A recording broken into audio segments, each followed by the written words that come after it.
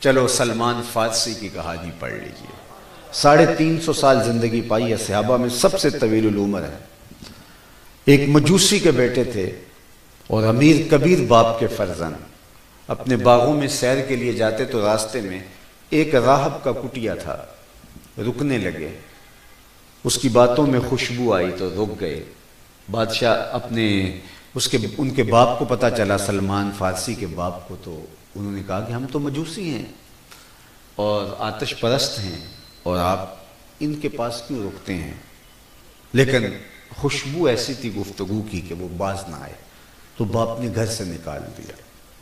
حق کی تلاش میں نکلے. ایک عیسائی راہب کے پاس جا کے اس کے صومعے میں، اس کے کٹیے میں جا کے اس کی خدمت میں لگ گئے. حق کی تلاش میں ایک مدت مدید اس کی خدمت میں گزارا. ایک دن اس نے تنہائی میں بلایا اور کہا، سلمان تو نے بڑی خدمت کی ہے میری، اور تو حق کا سچا متلاشی ہے، مال و متاع کو ٹھوکر مار کے آیا ہے. اب میرا وقت آخر آ گیا ہے. میری تدفین کے بعد غموریہ چلے جانا. وہاں کا ایک راہب ہے جو خدا رسیدہ ہے اور تمہیں اس سے خیر مل جائے. کہتے ہیں وہ واقعہ انتقال کر جاتا ہے اور میں تدفین کے بعد غموریہ چلا گیا. اس نشان کا پادری مجھے مل گیا اور میں جا کے اس کی خدمت کرنے لگا. وہ واقعی خدا رسیدہ تھا.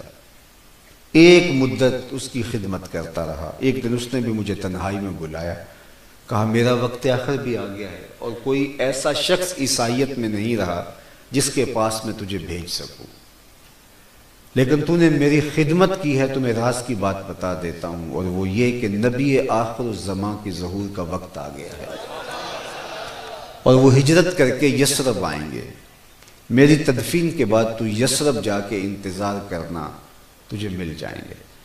میں نے کہا کہ سلمان فارسی کہتے ہیں، میں نے کہا کہ میں نے در در کی خاک چھانی ہے، کہاں کہاں سے حق کی تلاش میں کہاں کہاں کی ٹھوکریں کھائیں، تو کہیں ایسا نہ ہو کہ کوئی اور شخص دعویٰ کرے اور میں اس کی باتوں میں آ جاؤں اور حق سے محروم ہو جاؤں. اس نے کہا نہیں، میں نشانیاں بتا دیتا ہوں. میں نے کہا جی. تو اس نے کہا 3 نشانیاں ہوں گی پیغمبر آخر زمان کی. ایک تو وہ صدقہ قبول نہیں کرے گا. دوسری نشانی یہ ہے کہ وہ ہدیہ رد نہیں کرے گا. اور تیسری نشانی یہ ہے اس کے 2 کندھوں کے درمیان مہر نبوت ہوگی. کہا میں اس کی تدفین کے بعد یثرب جانے والے قافلوں کی تلاش میں نکلا تو خیر ایک قافلہ مجھے مل گیا. میں ان کے ساتھ ہو لیا. انہوں نے مجھے تنہا سمجھ کر گرفتار کر لیا اور اپنا غلام بنا لیا، لیکن مہربانی کی کہ بیچا جا کے مدینے میں. اللہ اکبر. اقبال کہتا ہے تیری غلامی پہ قرباں 1000 آزادی. ایک یہودی نے مجھے خرید لیا اور اپنے باغ میں کام کاج کے لیے لگا دیا. میں کبھی گوڈی کرتا، کبھی پانی ڈالتا، کبھی درختوں کی کانٹ چھانٹ کرتا، کبھی پھل توڑتا. سویر سے شام تک یہی وظیفہ. لیکن میں انتظار میں تھا کہ وہ لمحے آئیں جس کے لیے میں نے غلامی بھی قبول کی. وطن معلوف بھی چھوڑا، ماں باپ کا گھر بھی چھوڑا، ہنستے بستے باغ بھی چھوڑے، کبھی عرش پر کبھی فرش پر، کبھی ان کے در کبھی در پر در. غم عاشقی تیرا شکریہ میں کہاں کہاں سے گزر گیا.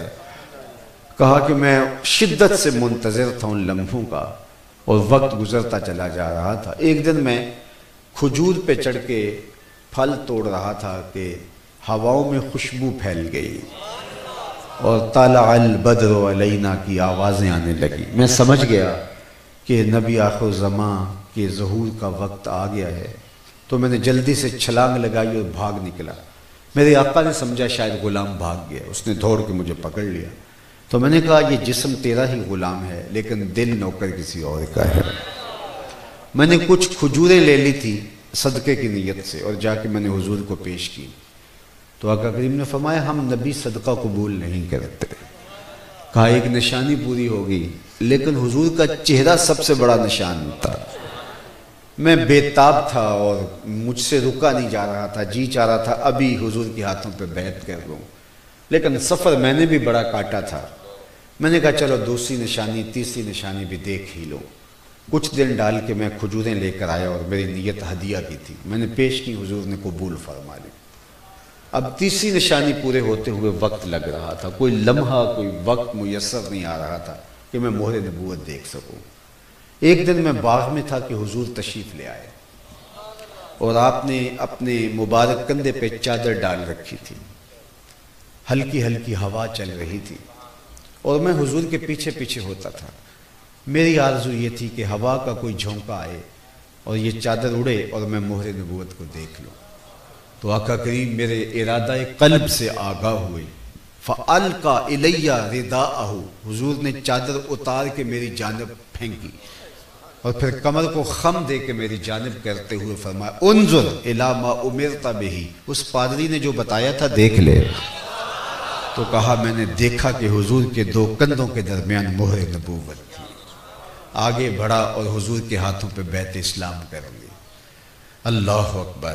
اب حضور نے شناخت دی، آغوش رحمت میں سمیٹا اور فرمایا سلمان من اہل البیت، سلمان میرے اہل بیت سے ہے۔ شناخت دے دی۔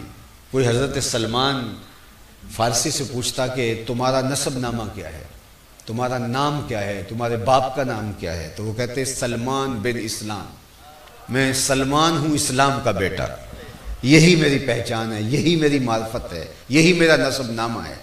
مجھے آغوش رحمت میں پناہ دی اسلام نے، مجھے اپنے اہل بیت میں شامل کیا آمنہ کے لال نے، مجھے عزت دی اسلام نے، میری عزتوں کا ظرف اسلام ہے۔ اللہ اکبر۔ تو اسلام نے پہچان دی، اسلام نے معرفت دی، اسلام نے عزت دی۔